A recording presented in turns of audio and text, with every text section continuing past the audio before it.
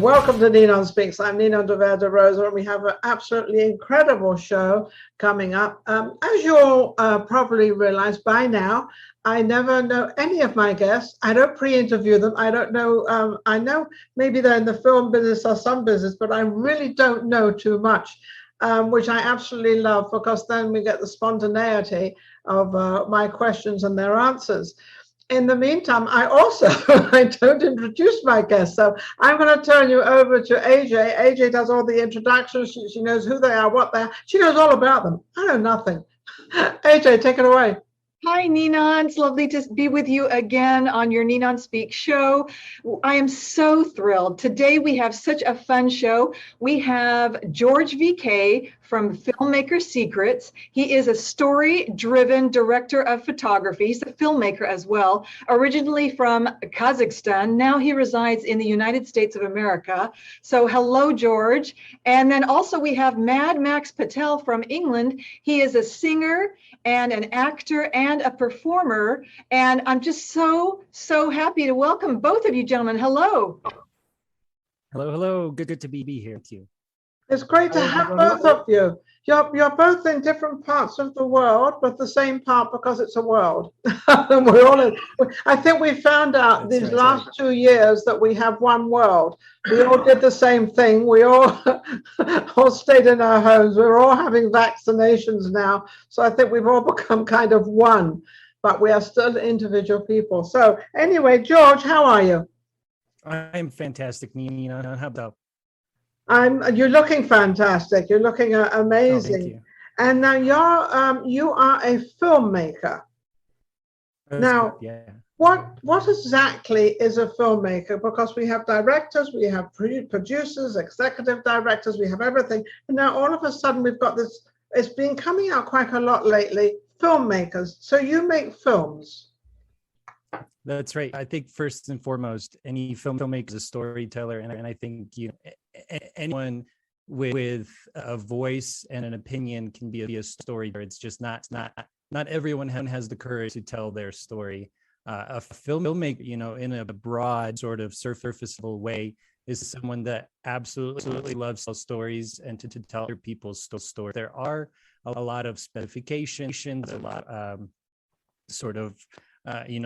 paths that people go on as a filmmaker, but as a general term, a filmmaker is someone that absolutely enjoys to cultivate that human condition and to tell stories that truly make an impact and change the world. Absolutely. And I think the filmmaker is one that also goes from the beginning to the middle to the end of the story of what it exactly is. And they put all this together, because you have your beginning, everybody's intrigued, then you have your middle, which everyone's wondering, which way is this all going? And then it slowly goes into the conclusion as to what you've put together. So I think it's an amazing task. And I often, think of when they go home at night after shooting a day, what do they go home to? Do they think about the next day? Do they think about what happened today? What am I going to do tomorrow? Is that how it kind of works, George? I think you absolutely love your craft to the point of obsession where you just cannot stop thinking it. Even dream about it when sleeping. It's something that filmmakers are constantly living and breathing and eating. It's something that you catch the bug and you just can't let go, and you're constantly in this world. As soon as you catch that bug, it is something that is always on your mind, definitely.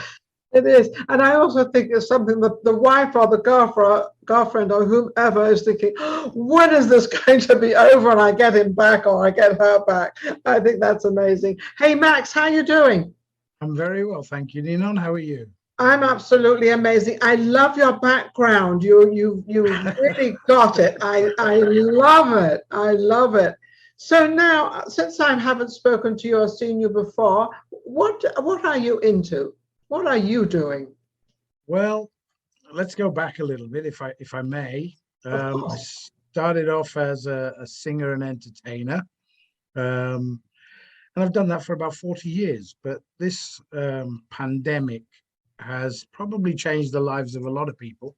Yes. And it's certainly changed my life coming out of the lockdown. The question is, do I want to go in front of a live audience, and do I know who's been vaccinated, who is carrying what kind of bug, if any? You know, I mean, I may be a little bit harsh in there, but I don't really want to take that risk. Is that because you feel that you're an older person? I mean, I'm an older person. I don't particularly, it doesn't bother me at all. It's never bothered me, and I've never shut down any of my shows. No, they no. continued. But does it bother you to the extent of not wanting to, what you just said? It didn't bother me in that sense, but over the years, experience has taught me that, you know, I work on a holiday resort quite a lot.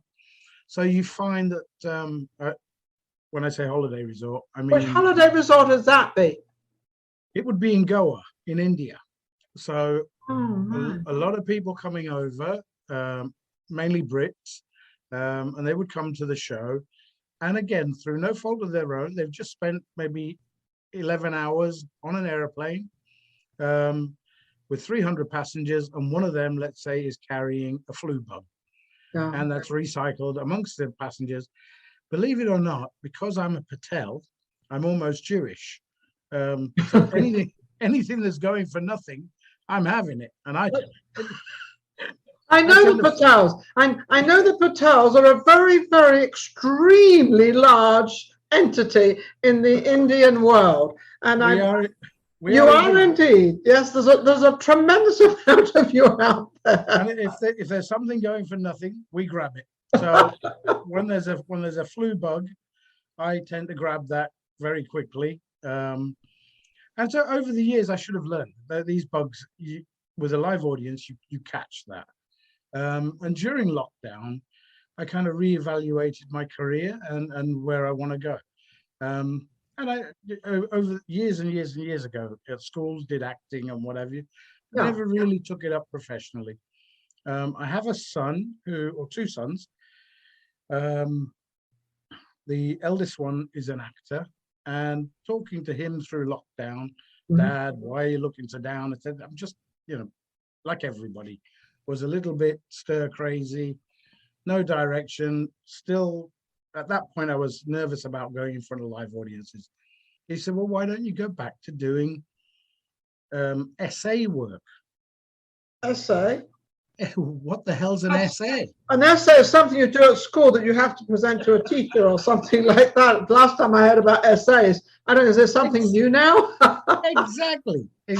So he said, look, years and years and years ago, you did extra work.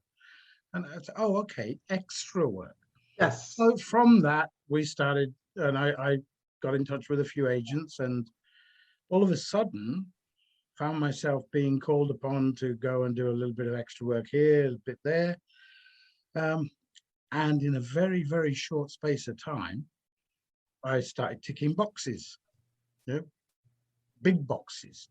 And the first big one I ticked was from over there, not far from you guys, Disney. And okay, come on, out with it. There's a clue. I'm not allowed, obviously, because of the NDAs that we get forced to sign, but Disney kind of stitch you up on a pretty big contract to say, yes, not allowed to reveal this. George is nodding his head saying, yes, he knows all about that. Yeah, absolutely. But okay, there was a little clue there in the background. But so I spent 5 weeks on and off on that project.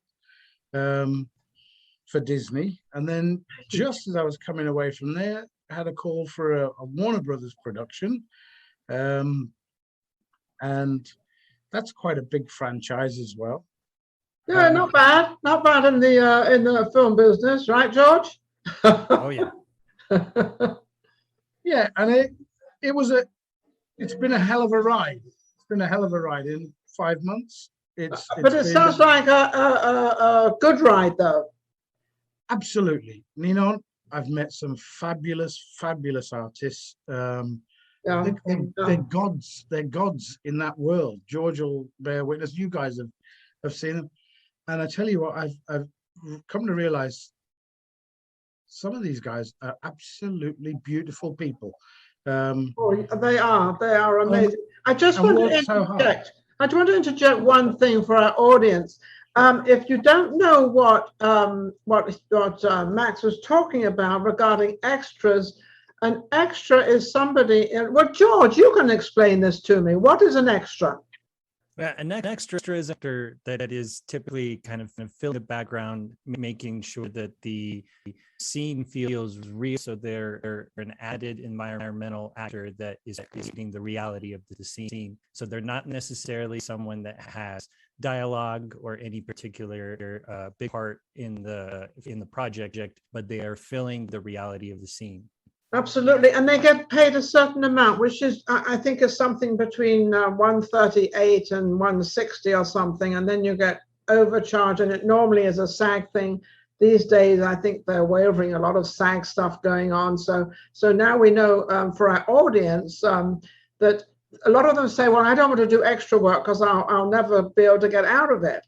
But that's not true. And the reason why I'm bringing it up is because Max has just told us a story, which then he turned around and said, well, now I've got the boxes. Now everybody's thinking, oh, what is a box? Well, a box is a form. Then you can tick, you want to play this part or you want to play that part, which means, I believe, that you're now getting a talking part, or you're getting a part that's going to be known in the movie or in the whatever they're doing. And so that explains it a little bit to our audience, that that's what that all is, because you're talking now. Also, I've got to go back to Max. It's because of your talking to your son, this is where you ended up. Absolutely. And thanks to him and one or two other people who encouraged. Of course, he started it. He was the one that was out there. Hey, Dad, come on, get with it. Exactly. And I have to say, my youngest son, who's doing my sound over there at the moment, do you want to come and say hi? Is he allowed to come and say hi? Oh, yes. Well, we don't have a release for him. So okay. I've got my producer's going, no. Thank you so much for the offer, though. But I do want to ask George and have a little bit of highlight for him so he can have a platform and talk. George, tell us about you and the message that you would like to share with the world. Sure. Yeah. Since we're on the topic, beginning at the top of the pandemic, I started to do a lot of research because as I felt this call to help filmmakers. So I went out to different filmmaking forums and Facebook group try and find out what it is stopping filmmakers from telling the stories that they enjoy. And I copied all the comments and put them into a generator that's out the most common used words in the largest font. And by far, the three big words were pandemic, money, funding. So I realized that filmmakers were telling these stories to themselves of why I can't create. And that really dug deep into my soul. And I have this absolute need to share with filmmakers and encourage them and show them ways in continuing to create despite the pandemic, even if you don't have funding, you don't have the money, you don't have the resources. Right, these days the resources are within our reach. There's so many ways that you can tell stories that there's literally absolutely no limit. You're absolutely right, George. I love what you're saying, George, because I think this has created, the pandemic has not actually been a downer. Has it not created a tremendous amount through the internet, actually, that's become more popular than it was, though it was always popular, but hasn't it, people are now creating a little differently and creating more? Definitely, yeah. And I believe filmmakers have the power to evoke emotion and inspire thoughts. Importantly, they have this power to really influence change in this world. And once you realize that you have that power, there are no limits. And it's not about the resource that you have or you don't have. It's all about being forceful. Like, go out there and use your resources. You don't put a limit. It's funny you say that, because so many people put a limit on themselves. And they do it themselves, because we're only responsible for one thing in this entire world, is ourselves. And until we're actually in line of what we want to do, where we're going and what we're having, I don't know how we can help anybody else, because if we're not in line, how can we help anybody else? And you're so right. And that's especially in the film business, George, because in the film business, it's a creative business. It's a business that sometimes it's not going to go according to plan. Things change. Is that correct? Definitely, yeah. You have to be adaptable. You have to sort of be, one step ahead. You have to be one chapter ahead of the people trying to serve and get your message across. There is absolutely no excuse. You are enough. You can do it. There's just the block right here in your mind. Yeah. And if you can get over that, then you're capable of many, many great things, I believe. And have you done that? Have you kind of created, since the lockdown and everything else, you've kind of gone in a different, not really a different direction, but going a different format, maybe we would call it? Definitely. I think I've really, the pandemic's really put a lot of things into perspective for me in my personal life. And I think what united everybody around the whole world, I'm sure MadMax can attest to this, is you truly started to understand what is important to you in life. The lockdowns and the cancellations put everything into perspective, and you start to understand what do you truly value in life, what do you want to get out of life, because you just have one life to live. So why not make it the most impactful experience that you can. I love the message you're giving, George, because you're giving people out there that have probably been rather down and rather out, and my world has closed down, and I now lost all these jobs that I was going to be in this film and that film and doing all this stuff, and all of a sudden it's closed down. But you're giving them a message that this is a time, or has been a time, to recreate yourself. And to understand that, okay, so now I don't have that, let's go in another direction and do this, but I still haven't lost all my talents. I still have what I'm doing within me. So now I've just got to put them out a different way, right? Yeah, exactly. And that's what you've achieved that. I believe I'm on the path to achieving that. I'm still finding my voice. I'm still finding the thing that really makes message truly resonate with people. And the words of gratitude from people that I interview on my podcast have been totally reigniting that spark inside of me to continue to tell stories and to tell stories of other people, see how they can out their success and how they can bring up theirs behind them. Oftentimes, especially independent filmmakers, feel like they're so alone, such a lonely sort of field. But it's also such a collaborative field where you have to seek out the people. You have to surround yourself with people that are better than you, because that's the only grow. If you continue to stay stagnant, that's exactly where you're going to be. I just came back from an event where Tony Robbins spoke, and the thing that keeps resonating in my mind is where focus focus goes, energy flows. And yes. I truly believe that's just a perfect summation of life, of a way of living. You're so right. It's so funny, because I was listening to a program last night. I don't know how I got onto this program. It was all about the brain. And it was all about, and one thing that really stuck with me, which I always tell people is, and also this is for you, Max, as well, is when you put something out there, or you've got something out there, you've got to understand what it is, but what energy you put out there is exactly what's going to come back. And I got involved with this. I was up till 2:00 in the morning listening to this program, because it was fascinating, of how we can use our brain and how we put things out there and how we can manifest what is happening and what's going on. And Max, you just did the same thing as George. Both of you have done the same thing in kind of the same direction, but you now, Max, have become a movie star. and George has become a creator on the internet and everything else out there, and realizing that you have a family, right, George? You got very close to your family? Yeah. Because I got that a little bit in the message, that you realize you had a family and you're taking care of everything, and sort of, they can help you create as well, and put this into perspective. Exactly. And my situation is I immigrated to the United States in 2001, like Dean mentioned at the top. Being an immigrant in the United States, no language, completely foreign to the culture. And majority of my family is still back in Kazakhstan. I haven't seen, in 2 years with the restrictions and travel and everything.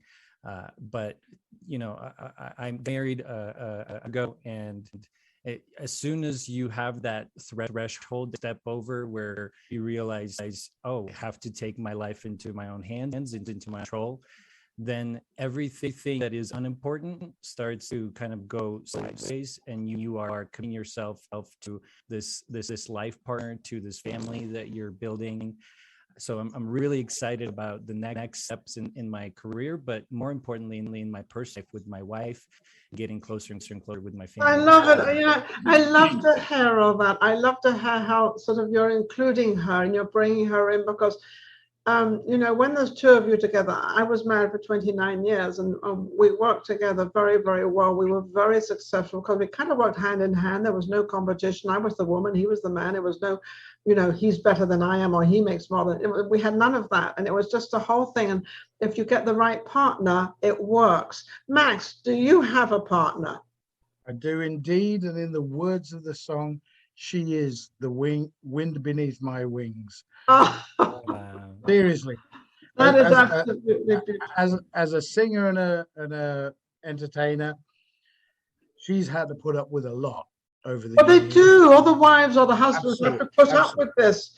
It creates some environment that the actors and people, producers, we put ourselves into, and it's like when we make a movie, we're in lockdown for 6 weeks or 8 weeks or 6 months. We're kind of in lockdowns before the lockdown ever started.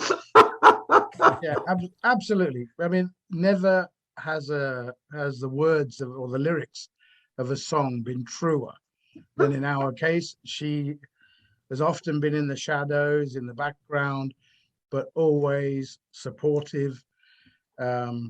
Sometimes my biggest critic, but hey, that's what makes you go forward. So well, that's the partner. That's kind of the absolutely. partnership in a relationship, because if they're always going to go, oh, you're darling, you're lovely, and you're wonderful, and they don't kind of criticize you. I mean, it might be nice to hear all those beautiful words, but at the same time, you're not moving forward. So you don't move forward. No, you don't, because you've got to have that criticism, because and I don't know, probably both of you feel the same way about this, but I don't like looking at myself. I don't like to look at my shows. I don't like to look at what I've done.